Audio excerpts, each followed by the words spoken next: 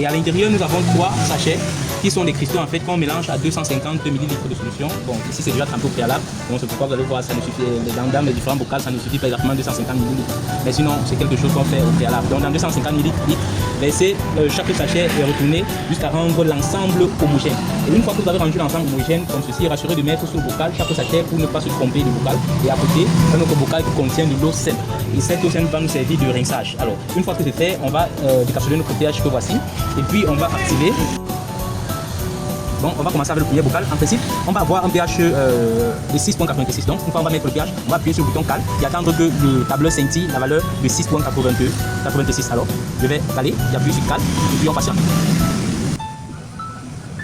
Donc, on a obtenu une valeur de 6,86. Donc, on va lâcher 6,86 et puis on va retirer, rincer et puis passer au prochain bocal. Donc, dans ce bocal, nous allons obtenir un pH qui est de 4. Donc, on va mettre notre pH et puis appuyer sur le bouton cale. On a obtenu notre valeur de 4. Donc voici, je relâche et puis je rince.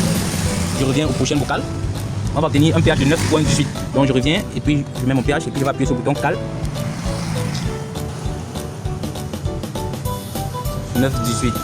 Donc une fois que c'est, on va retirer notre pH et puis on va rincer tout simplement, essorer et puis on a étalonné notre pH. On fait et puis on va